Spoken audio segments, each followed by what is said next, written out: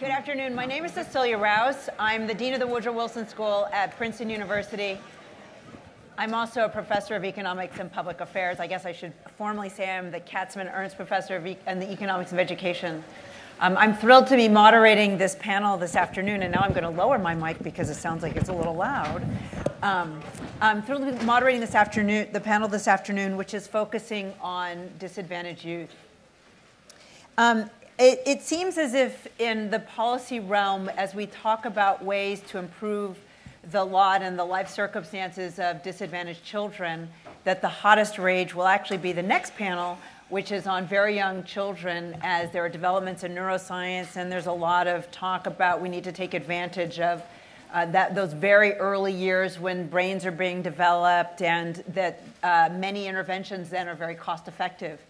But in reality, 20% of 18 to 24-year-olds live before the poverty line.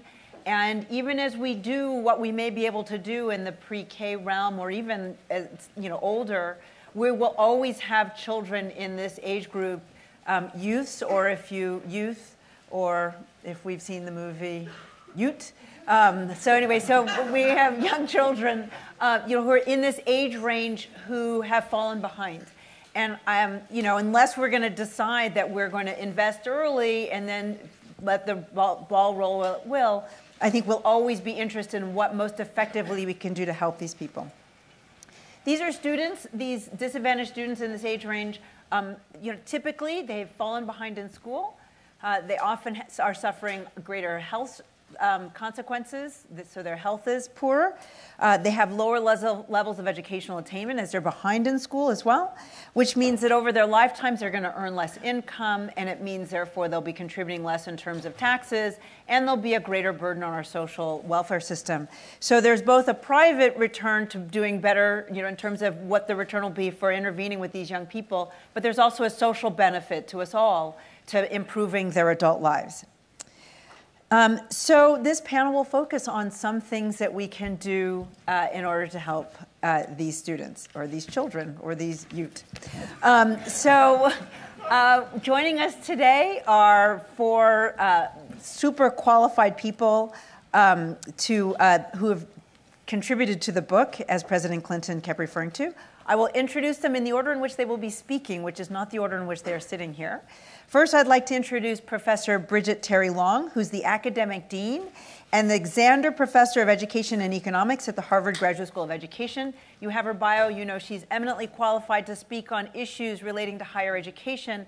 And since we're talking really about, this is not a panel to talk about post-secondary schooling per se, she's talking about that one area which is really naughty at the post-secondary level, which is remedial education, and which also obviously has implications for high school and even earlier. We also have Professor Amy Schwartz, who is a professor of public policy, education, and economics, and director of the New York University Institute of Education and Social Policy.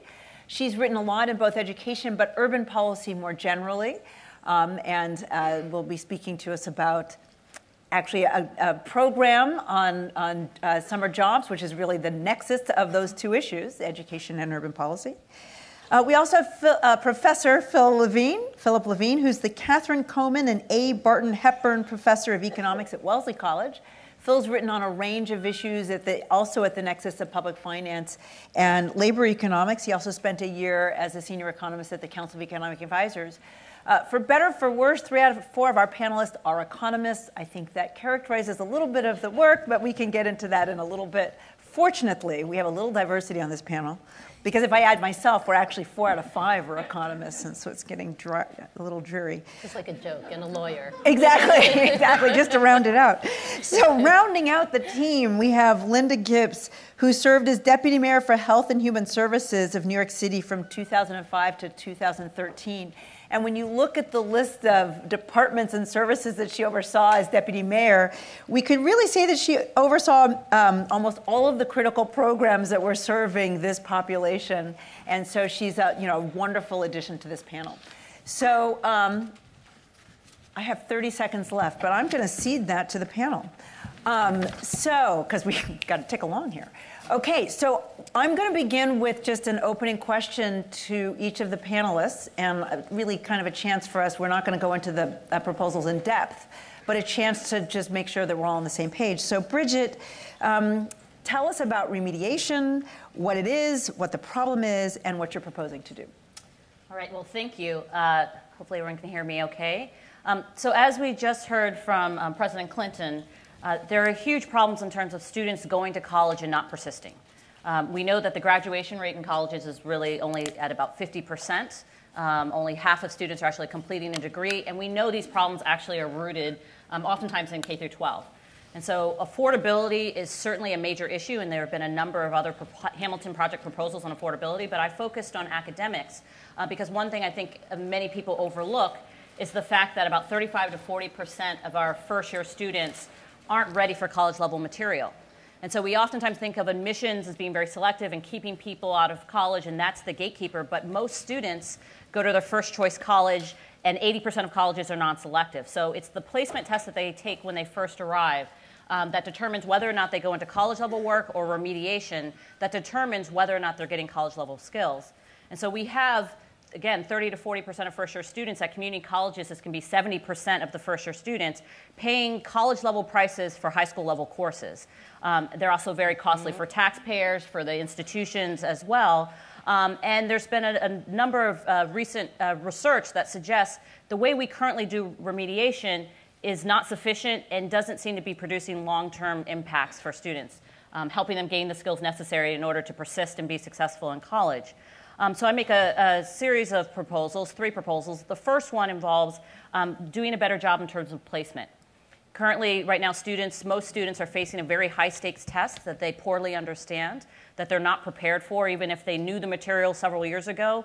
They're forced to take this exam again, and we have many students who might be incorrectly placed into remediation. And research suggests that if we use multiple measures, we could reduce those misplacements, as well as better diagnose what specific deficiencies students have and what needs they have. The second proposal is to provide better services, that we think much more deliberately about how we help students catch up, and whether that's through putting them in college-level work and giving them additional tutoring supports outside of class, if it is giving them modules that target their specific deficiencies rather than making them take an entire semester of coursework, other kinds of innovative pedagogies, and there's been some promising practices that several states and university systems have tried. And then the third proposal is to try to prevent the need for remediation by reaching back into high schools, perhaps giving students the remedial placement exam when they're sophomores or juniors in high schools, and then using that to give them better information and help match them with courses they can take before they finish high school so that they never need remediation at all.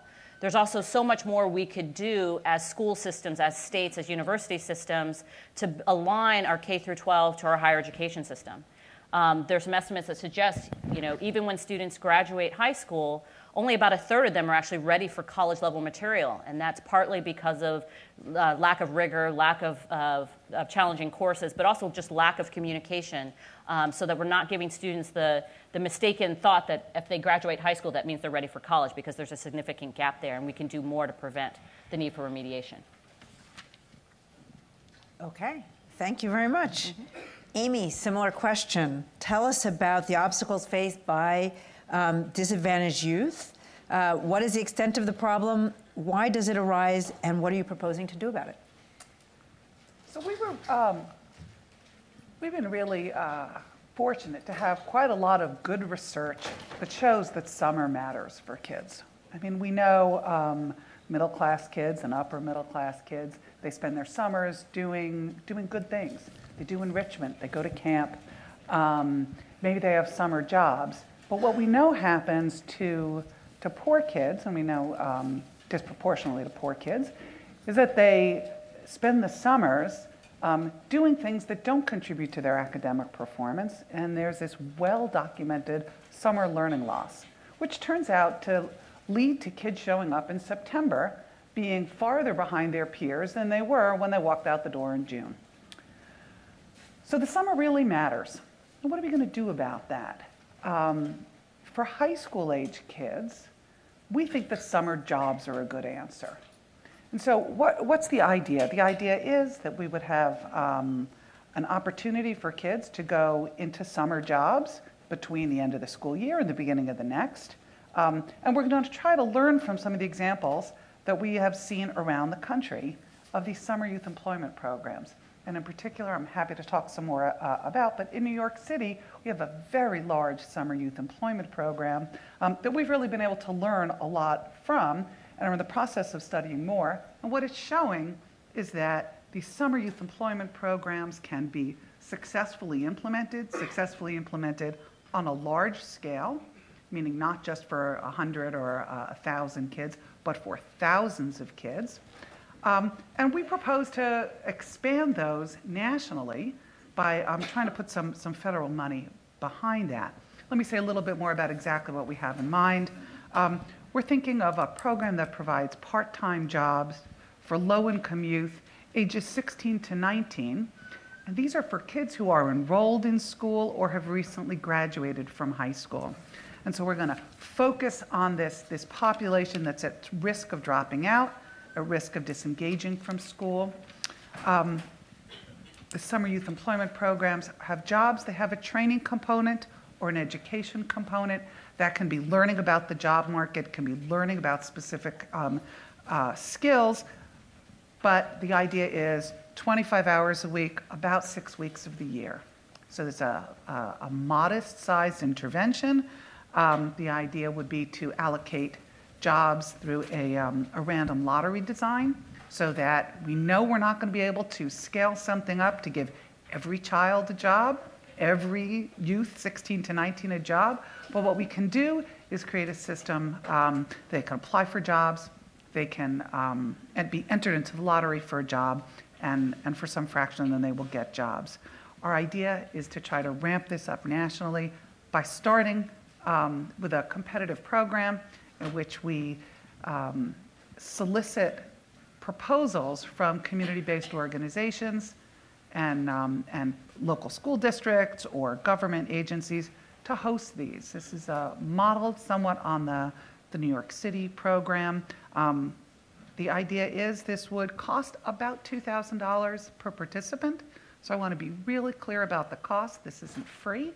It'll cost about $2,000 a participant, but most of that money will go directly to the participant for the work they do.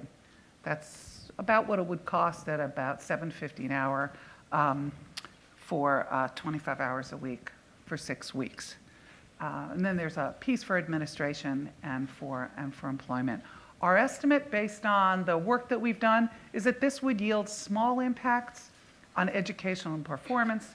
Kids are going to go to school more, attendance will increase a little bit, academic performance will increase a little bit, and even more, that kids will stay kind of out of trouble.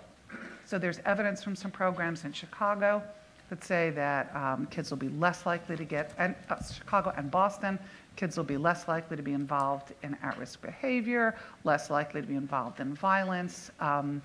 You know, summer, we know, for teenagers is, you know, a wonderful time, but it's a time that many of us have experienced as a time where it's good to be not entirely at loose ends. And it's a good time to do something else. Summer jobs make a lot of sense for youth, and this seems like a cost-effective way to make an improvement in disadvantaged youth life. Great, thank you. Phil, so your proposal focuses on mentoring, so tell us what do you mean by mentorship, why does it matter, how will it and your proposal make a difference? Well, I think the first thing to start out with is, you know, what is it the problem that we're trying to address? And, you know, some of the numbers are a little bit staggering. There's estimates of the number of children who grow up with no caring adult in their lives ranges in, you know, into the millions, up to 9 million, I think I've seen stated. So that, you know, there's clearly a need for these sorts of mentoring relationships where there sort of is an adult caregiver in the child's life, or, you know, someone who could provide some guidance to the child. The fact that, so there is one very famous mentoring program, which many of you probably have already heard of, which is Big Brothers Big Sisters. The fact that that program has been around for as long as it has, it was started in 1904, probably provides some indication that it must be doing something right for it to have existed for so long. That is the traditional Big Brothers Big Sisters program is a community-based mentoring system. By the way, I should state before that that program serves just a few 100,000 people, so there's clearly like a huge unmet need that really is what this proposal is all about. But that is the traditional Big Brothers Big Sisters program is a community-based mentoring program, and that differs from something else called a school-based mentoring program. The difference between them is the way that they're organized. So in a school-based program, it's organized obviously through the school, and so after school there's a set time where the mentor meets with the mentee for an hour a week or something like that. Homework assistance is an important part of those kinds of programs. Because it's school-based, it means it's during the school year. There's between vacations and the organizational bureaucracy that is involved in school activities. Tends to be a little bit limited in how much those programs meet. Often, maybe 5 months, 6 months out of the year for a week, for an hour per week. So there's not a very significant treatment in those sorts of programs. And it turns out that what the evidence shows in experimental design analyses, those programs don't really show that they're terribly successful. On the other hand, the community-based programs, there does seem to be some evidence to suggest that they do accomplish the task. So, improved educational outcomes, including grades in school, for participants in the treatment group relative to the control group. What I think is interesting about that is that it's consistent in spirit with some other work that I've been doing with Melissa Carney. Very recently, we released some new research, a new working paper that addresses the issue of dropping out of high school and why do kids drop out of high school, in particular looking at the role that income inequality and social mobility play. So, we live in a country that's characterized by high inequality and low mobility. And what impact do those factors have on dropping out of high school? And we find that if you're a disadvantaged youth growing up in an area that's characterized by particularly high inequality at the low end of the distribution, the 50-10 ratio, and low rates of social mobility, then disadvantaged children are even more likely to drop out of high school than they otherwise would be, because in general, disadvantaged youth drop out more often. And the question is, why is that the case? And we tried to explore some sort of typical explanations that people give for those sorts of things. We think about things like residential segregation. We think about things like differences in school spending and find that those sorts of arguments don't really work very well. What we like to attribute it to, which we think is a plausible explanation, is differences in aspirations and the impact that living in those sorts of environments might have. So if you grow up in an environment in which there's very little chance of upward mobility and being very far down the distribution, in some sense, why bother? There's an aspect of giving up that might lead to this sort of dropout behavior. This is exactly the sort of thing that a mentoring program could potentially contribute to. Right? The life guidance and skills that get provided in these community-based mentoring programs, which I should have said, typically meet outside of the school on weekends for a few hours at a time, over the period of a year or something like that. A much bigger commitment. And the life skills and guidance kinds of discussions that those sorts of meetings could lead to may be exactly the sort of thing that could help provide the student, the disadvantaged youth, with the ability to sort of get over those hurdles and think that maybe there is a chance that they can succeed and propel them forward. It passes, community-based mentoring programs pass benefit cost comparisons pretty easily at roughly the same sorts of costs that Amy's talking about. It's about $1,500 per student. And I think they're a good thing and maybe something we should think about expanding. Terrific. Thank you, Linda. So now we get to take a crack at these proposals. What was your reaction to them? Yes, yes, and yes. I have one of the things that I was most passionate about in the past 8 years of my work in New York City was focusing on disconnected youth and trying to devise approaches that could tackle the problem. And I remember at the beginning of the process when we identified this population and roughly 16 to 24-year-olds started as the group as a whole. Later iteration really moved into Black and Latino young men and focused on the social disparities for them in particular. Kind of did a little bit of a scan of the universe to try to find out what's working, and actually saw a lot more failures than successes. So lots of good efforts, and sadly, over and over and over again, where the folks, brave folks who would subject their initiatives to evaluation, that this stuff is just really, really hard to do. And I think that's the result of many things. You're in that middle stage of life, adolescent development. We're getting a lot smarter about that, but we still struggle with that stage of life development. And then these young people are lost between two systems, right? You think about the way that we organize life, nice and neat. We have the child-serving agencies, and then we have the adult-serving agencies.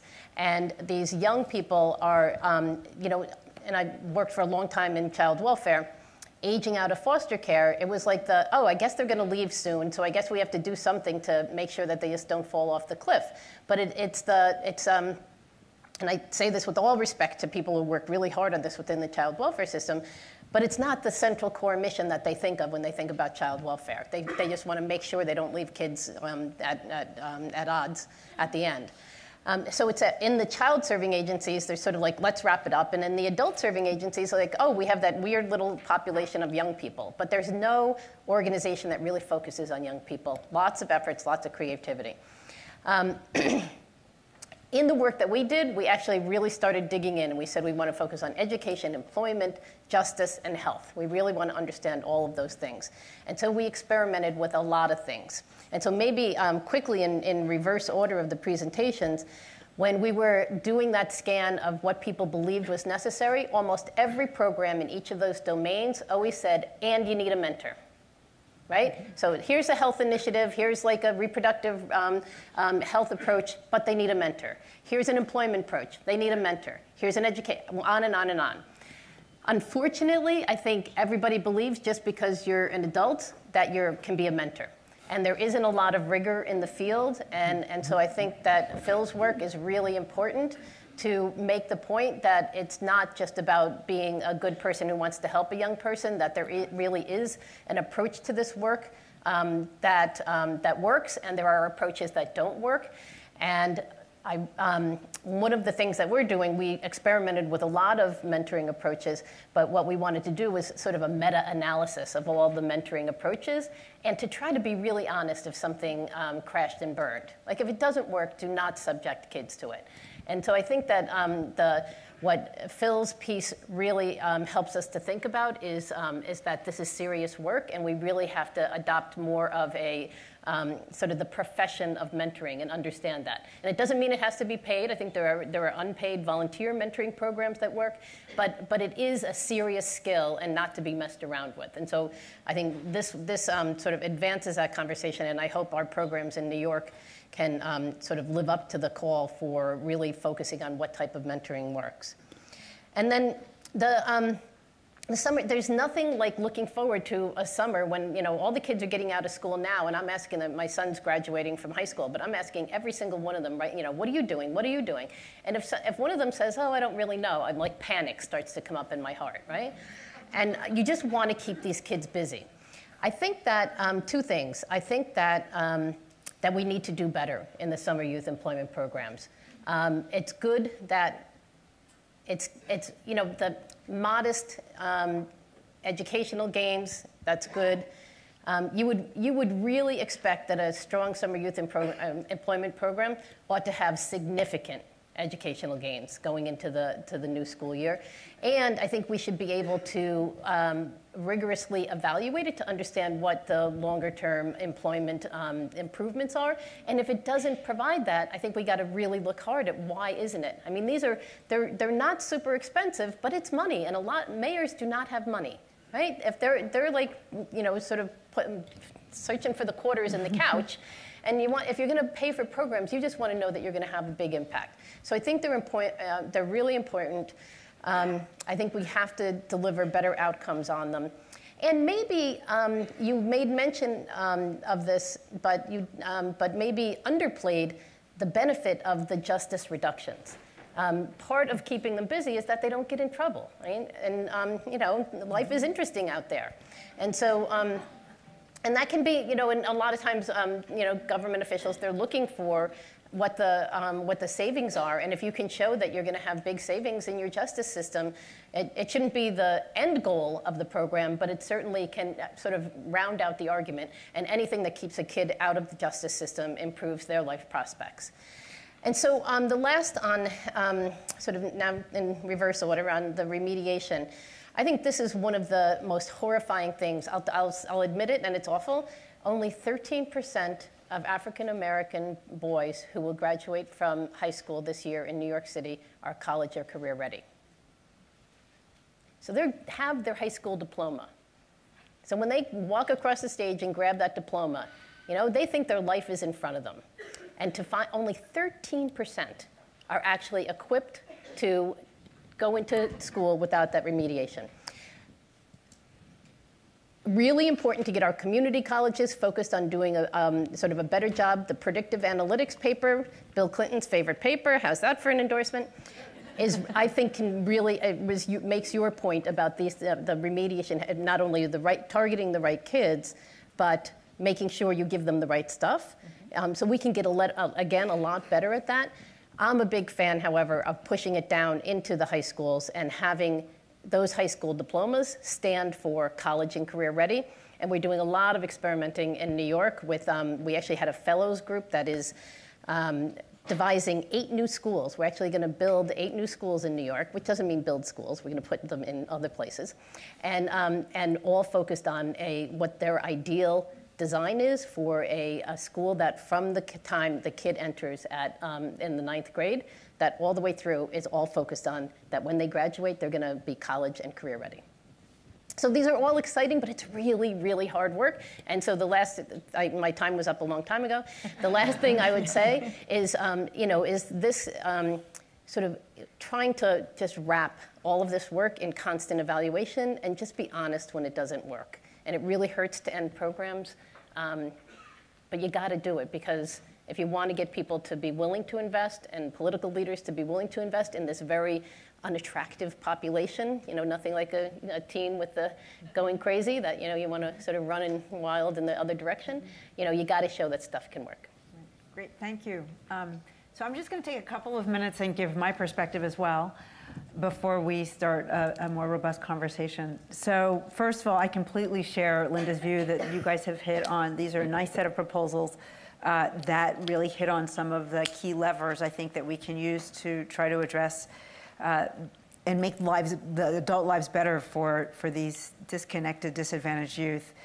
And so thank you very much for them.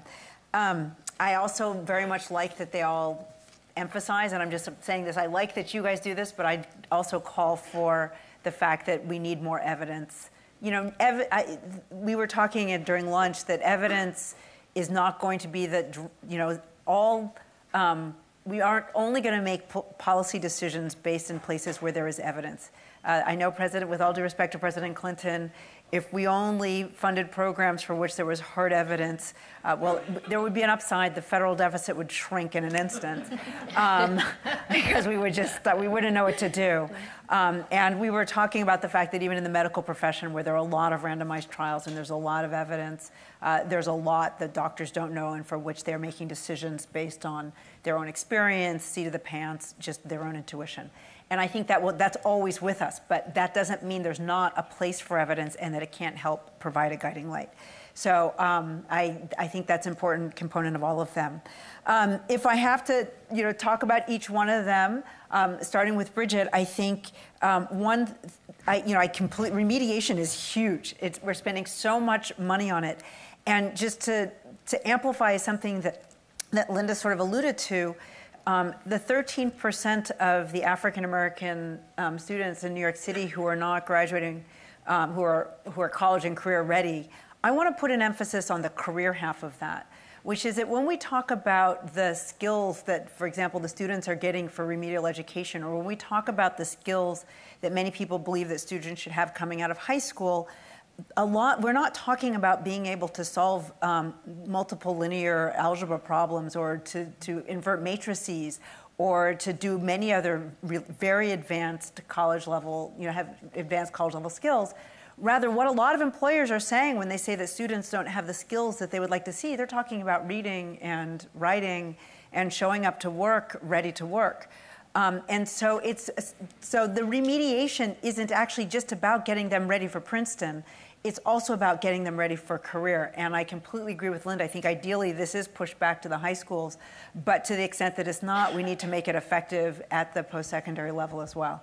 But the one thing, if I were to say one area where I'd like to push, and maybe you can say a little bit more about in our conversation, is you have 3 specific ideas about how to make remediation better, but I felt that there was a little bit of not sure how that's going to happen. So what is the incentive for states to do it? What is the role for the federal government? Is this at the institutional level? Is it at the state level? Who actually is doing what in order to make that happen? Can I answer now? Sure. Why not? Great. I'd love to interject. So I'm in complete agreement. And so, my third proposal really focusing on the high schools. I think there is so much more that could be done and is currently happening. We have a number of states, including California, Kentucky, North Carolina, Ohio, who are doing this early college placement testing and reaching students when they are much younger with the college placement exam. The important part of that, though, is to then use that information to actually change choice, to make more courses available that are rigorous and giving the kinds of skills that students need, to have more conversations between the freshman English professors and the high school English teachers about aligning their curriculum. Those kinds of things are vitally important.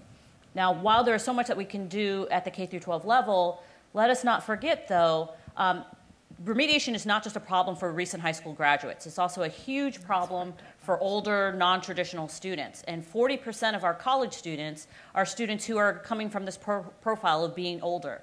Many students, hopefully many more students, could get this the first time while they're in high school, but there are many who won't. There are many who will realize later in life that they need to go back and get additional training. And those reading and writing skills are absolutely vital.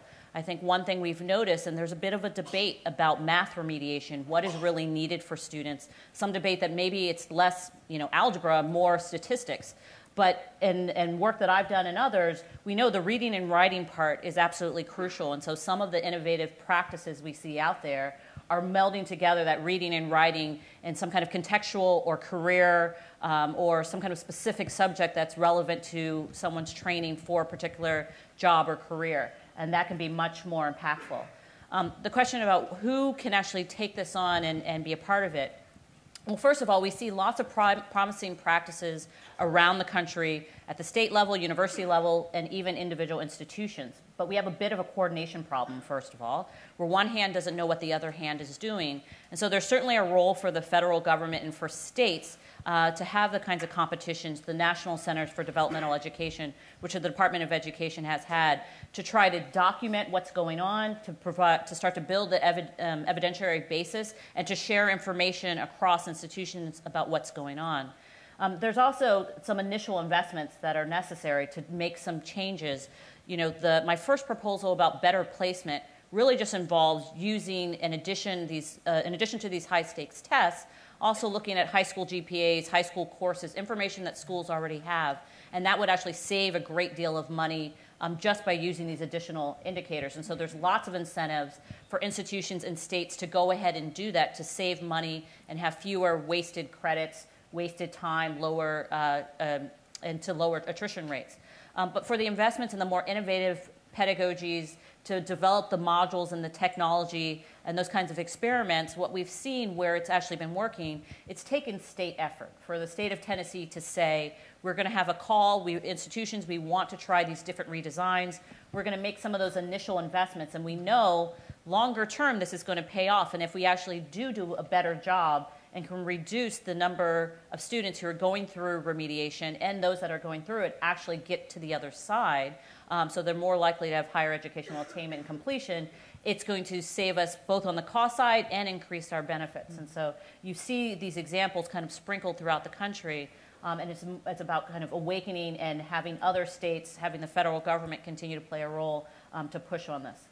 And it strikes me on that last point that that maybe part of the sort of the incentive structure gets back to Harry Holzer's discussion this morning and President Obama's proposal to provide incentives to universities based on their graduation rates and the achievement. And I know I say that at some risk because the other title of this panel is For Academics and a Bureaucrat, right? So, so that may not be a popular position up here, but I think we can sort of micromanage lots of sort of incremental changes, or we can set the incentives right and then let folks experiment and say, but gee, we got to get there fast, so let's really try to figure this out now. Phil, if I could just. So you make a nice case for, first of all, sort of not doing mentoring programs through schools. We should do more experimentation with community-based programs. Team, you stopped a little short of sort of are we talking about a major expansion of, say, Big Brother, Big Sister of mentoring programs? But maybe that's what you're calling for. But I would also be interested in, this is also sort of related to something that Linda said, which is that almost every program related to kids of this age or even younger is that program plus mentoring. And you explicitly didn't review those programs, but does what you've been thinking about or any lessons you've learned have anything to say about the role of mentoring in other programs as a component of program design? Well, so as you say, so the review of the literature that I conducted explicitly ruled those out. So the purpose of my review was to think about what can mentoring do on its own, not as a program that's meant to do something else. So lots of mentoring programs out there. It's some that are about juvenile offenders and keeping them out of trouble. And there's a lot of stuff that goes into that. Plus they get a mentor, right? So there's programs like that. Which I purposely limited to not doing that. Yes, I think I'm pushing you anyway. So I know, and I'm willing to, and I'm willing to answer. I think that. So obviously, I don't have a specific answer in terms of the experimental evidence, but what I can answer, the way that I can answer, is in terms of sort of a general framework for thinking about how these kinds of programs work and what it is that they're doing, which gets back at this notion of aspirations. And so, I think that it's really important for disadvantaged youth to provide them with an ability to think that they actually can succeed. And the argument that I'm making about why I think the mentoring programs, the community-based mentoring programs, were successful is because they can accomplish that. But the other thing that absolutely has to be true is that they have to have the means to succeed once you convince them that they can. So to the extent that what we're doing is combining mentoring programs with other things that provide them, push them down that path further, I would argue that there certainly would be room for experimenting with those sorts of interventions. They actually may be more successful than just the standard mentoring program on its own. Okay, and this leaves Amy. And I'm sorry, I had thought of this question, but Linda teed it up so much better than a way that I could. She talked about how the fact that if you're a mayor or if you're a governor or if you're the federal government, it's true that we look at the cost relative to the benefits. You get what you pay for, so $2,000 per student is not high. But if you don't get if you get a little return on that, it still may be cost beneficial, but it's still, given all the effort that goes into getting the thing passed, et cetera, may not look like it's shooting lights out and may not be worth all the heavy lifting. But you make a very compelling case for the fact that the summer is this idle time for this group of students and that we should take advantage of it. So I have a two-part question for you, since we just moved to question mode. One is your proposal is focused on those who are still in high school, recently graduated.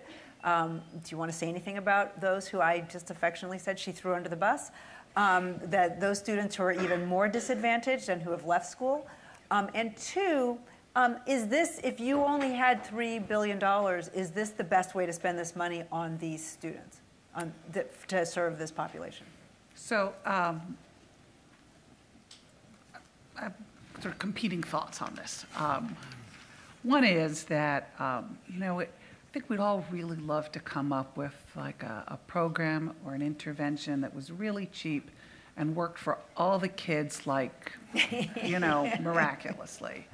You know, but our hope for that is shouldn't get in the way of the reality that like one program isn't going to serve all kids, and that we think this is a program that can serve these kids who have not yet dropped out, who are at risk of dropping out, who are sort of still somewhat engaged but are at risk of becoming disengaged and falling off the cliff, right? And that's not to say that you shouldn't design another program that's going to serve the kids who have already dropped out of school. Absolutely. I just don't see that it's a disadvantage to say that, you know, this isn't going to work for all kids. I think it works for some, and this is an important group. So then we come to the money question. Boy, this seems like something that just has giant bang for its buck. I mean, we're not just giving the money to these kids. These kids go out, they do good jobs, meaning jobs that advantage their communities. They work at not-for-profit organizations. They run parks programs. They work in summer camps. They work in local businesses. So the benefits exceed just the benefits to the individuals, and they certainly exceed just their educational outcomes. So I think in the Linda, you mentioned the possibility of the long-run evaluation. We're so in there, right? You know, what's wonderful about the New York City program is that it's a very large-scale program, and it was very popular. And so every year for several years, they'd get tens of thousands of children who were interested in participating, who they weren't able to give jobs to, and they allocated it by lottery. And so what we're able to do is to compare the outcomes for those kids who won the lottery to those who did not, and get insight into its impact. So we're looking now, and in a first study looked at impacts on attendance. My co-author Jake Leo Serbelher's here. And now we're looking at educational outcomes and attainment down the line, looking at crime, looking at economic impact. Absolutely. I think the way to think about this program is that it is not an educational intervention. It's an intervention in youth development. And as a result, the benefit isn't going to be in any one domain. This could be an intervention that affects kids in several domains. So if we have the results like they've found in Chicago or in Boston in their programs, where we see reductions in crime, those are hugely expensive, huge. So the gains, the economic gain of reducing crime, even a little bit, is tremendous. So if we sort of are back here again in 5 years, or maybe sooner, trying to see what is the evidence showing and what does that cost benefit look like, I think what we'll see is relatively modest costs, relative, say, compared to our education budget, relative to the cost of providing pre-K. These things are going to be relatively inexpensive, and they're going to have benefits in a bunch of domains. Is it like the only one? No, but a good one. Can I just ask one question from the floor that's very much a follow-up? So here's a question from a card, which is why fund a new program versus the program under the Workforce Investment Act? It's related to what I just asked. Actually, as I understand it, that some of the jobs that are provided, at least in New York, through SYEP, are WIA jobs. So I don't know that they're entirely unrelated. I think the way to do this, if we do this well, is to actually try not to reinvent the wheel. There actually are SYEP programs all over the country, and in the paper we do a little bit of a list of where they are. They tend to be relatively small. They're hard to fund. In New York, we do things in a big way.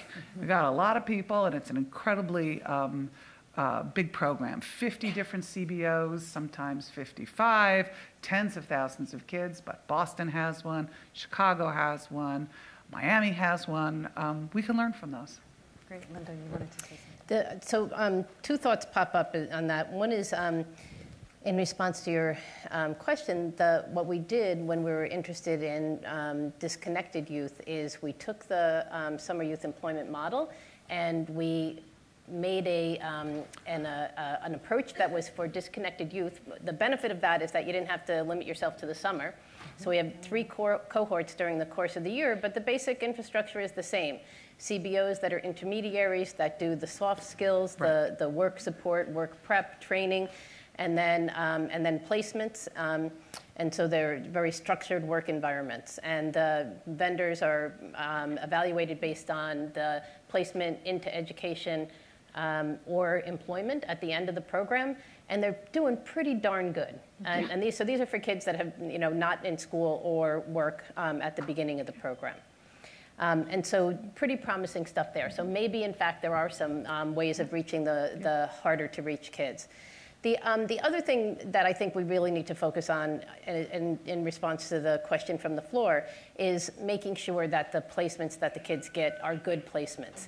The big advantage of those early work engagements is you create social capital in the network of individuals that you know. There's a little bit of a scramble at the end. Let's find these kids' placements, and the nonprofits inevitably say, oh, I can take 10, oh, I can take 5, oh, I can take 6. And they sort of volunteer to supervise kids for the summer. And so that's great, but if we actually had private sector employers that could connect them to a career trajectory, that would be better. And right. So they're making an effort on that. Right, but I should say that, in New York, there certainly are private sector employers. I mean, it's all different things. No, absolutely. So they've really been focused things. on it. But let me just give you another example of something that completely unstudied, I think is really super interesting, though. Is one of the things that they do for the kids who participate in SYEP is they connect them to banking services because the kids have to get paid. And they don't want to pay them cash. And they decided, I think about 10 years ago, they don't want to give them checks and send them directly to the check cashing places. So they created these kind of limited bank cards. What a wonderful way to introduce kids to banks, to financial services. I mean, there's a bunch of things that go with being at a job and getting paid that aren't about, 11th grade algebra. So the fact that we don't see a huge impact on whatever algebra and trigonometry or chemistry isn't in some ways it's a shock we find anything, because I think it's working through these engagement, attendance, workforce education. Fair enough. Phil wanted to get in. The first thing that I want to say is, why is algebra getting such a bad rap today? I mean, algebra is a good thing too. But that aside, I think that there's a lot that our 2 proposals actually have in common, because it's really about sort of staying on the right path in life and trying to keep the kids moving forward before they fall off by doing things like providing them with reason to think that they have a chance to be successful. They're doing it in sort of different ways, but they're both really accomplishing the same goal, and I think that that's an important thing. Speaking of keeping kids more on the same path, so this is for Bridget, doesn't the Common Core provide a standard that would help reduce the need for remediation and might help address this? So yes, there's a lot of debate about the Common Core, and it's supposed to include college and career readiness. I think though when I talk to people about how those were developed and how were people from higher education communities integrated into those discussions, I hear lots of different stories. Oftentimes as we think about K-12 standards, we leave out representatives from the higher education community or just freshman English teachers to actually say, what do institutions require? And even at the higher education level, there's actually a lot of debate and variation in what we might consider to be remedial. And every state and oftentimes every institutions are defining it very differently, and it relates very much to which career or major or so forth that you're trying to go into. So I think these efforts with Common Core will certainly improve things. They're trying to increase the rigor of K through 12, but to say that it's going to be this magic bullet that all of a sudden now everything is going to be aligned doesn't acknowledge the fact of how much real variation there is, and that there isn't this one set standard of what we mean for readiness. And then again, all the 40% of students, the adults who are going back, it's going to completely miss that population and the generations and generations of students that we've left out of the process and haven't given them the skills. So here's another question from the floor, and this goes to everybody, including you, Linda. Could you speak to the importance or not of tailoring programs discussed for youth with particular disadvantages? For example, youth exiting systems like juvenile and criminal justice or child welfare, homeless youth, youth with physical and mental disabilities. I would say that we're capable of, I feel like we're on the brink of getting a lot better about this. And I'm thinking about the reforms we've done in New York on our juvenile justice system. And by building a screening tool that took real-time data at the point of a young person's arrest, we could tell everybody, the judge, the defense attorney, the prosecutor, everybody got to see whether this young person was high, medium, or low risk, and suddenly they got the information to make them comfortable about, is it okay to send the kid home? Do I really need to lock this kid up during this period? And it reduced placement, it reduced detention in New York City by 40% within 2 years, and but at the time that the kids were, even for those who were convicted of their crimes, it went further to reduce placement by 60%. And so everybody got this huge confidence level about how, in fact, the kids were going to act based on this, validated screening tool that we had lots of good data and then follow up to confirm. Key to that, though, is that we had to build alternatives that were appropriate. So that it was really the middle slice kids, not the low risk that need nothing, but the middle slice who they need to be detained unless you have an appropriate community-based program that can support them and their family and keep the community safe and prevent them from recidivating. And so I think that I see the opportunity for those kind of screening tools. I think the remediation was an example that came up. To really be used more and more and more in our fields broadly to help us get the right things to the right kids. Footnote on that story, low-risk kids in the after reform got less services and reoffended less. Oh, gosh. Exactly. Less is more. So continuing, I think a number of the groups you just mentioned, and we're talking about students who have higher risks. Of lots of things possibly going wrong as they're going through school. And I think with remediation, we're talking about tests and we're talking about skill levels and courses you need to take, but there is a kind of cultural, aspirational part of it, of what are these signals that we're sending students about their ability to be here. And particularly if you are first generation, if you're battling all these other kinds of factors that tell you that you shouldn't be there, and then you get this signal during your first week saying you're not ready for college level material, you shouldn't be here, that has huge negative effects, and there's concerns about stigma. Where we actually have seen some positive effects in terms of students' persistence or early persistence, staying at school longer, at least the initial years, is where we think they're combining having these students in smaller classes, giving them very targeted supports, along with teaching them how to navigate and how to be at an institution. It's kind of orientating them to the institution, both in their academic needs, but all kinds of other supports that they'll need, not just while they're in remedial courses, but as they move into, hopefully, their courses within their major, knowing where to get resources, whether it's financial or mental health, or other kinds of support services, or dealing with childcare, parking, and all kinds of other things, how to navigate through the colleges. And this is done really with much smaller ratios, advising, mentoring, connecting people with people who help advocate for them while they're on campus. So in my case, the mentoring programs, it's a very interesting question for the example of mentoring. Mentoring programs, these are traditional mentoring programs, specifically pre-screen potential mentees. So the very high-risk kids are not in the mentoring program, in these sorts of mentoring programs. So it's less clear how successful these programs would be at the higher risk disadvantaged kids than sort of for the typical disadvantaged kid. So, and I don't really have an answer to how successful it would be for that group.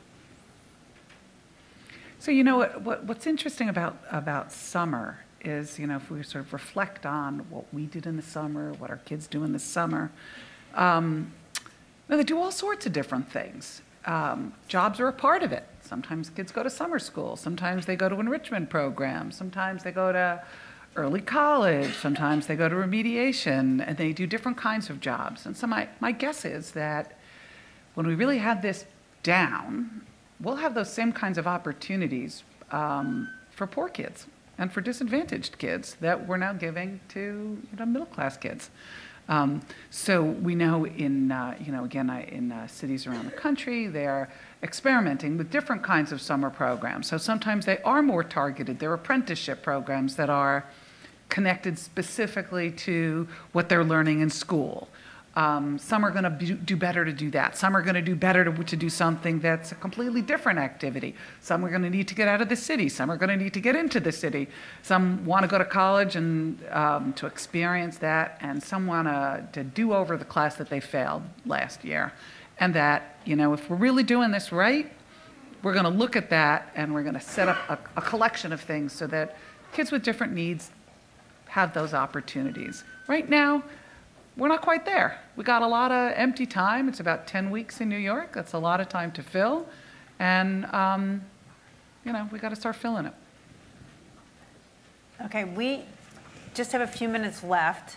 So I'm debating, I'm not here tomorrow, so I don't get to hear your pitch to the Hill staff. So I'm going to ask each of you just to give your 2-minute, what's the wrap-up statement you want to make about your proposal if you're talking to Hill staff? I think there are many state and local policymakers. I know you'll do breakouts. But what are the 2 compelling lessons you want us to take away from this panel on your proposal? If we want to increase educational attainment, remediation is a major leak in the pipeline. We have to figure out how to get these underprepared students, whether from high school or adults, into actual college-level training or post-secondary level training. And so better testing, experimentations and investments, and providing very targeted services to get students those skills, and most importantly, preventing the need for remediation altogether will actually, in a very short amount of time, help us actually increase our attainment and have a more skilled labor force. So I would say that there's a pretty large number of kids who are living in households with no caring, who need adult caregivers, and they need services. And mentoring programs seems like they're targeted directly at that sort of need. We have pretty good evidence indicating that community-based mentoring programs, in particular, are effective, and they increase things like educational outcomes that will lead to subsequently higher wages. Very easily passes a benefit cost analysis, and it's the sort of thing that we should think about much more seriously in terms of policy. Summer matters, and it's an important part of what drives the differences between low-income kids and high-income kids, and we can start closing that using summer jobs. Cost-effective way to increase outcomes in school, reduce at-risk behavior in the summers, possibly reduce violence. It's cost-effective, and the time has come. Linda, any great. Thank you all very much, and thank you.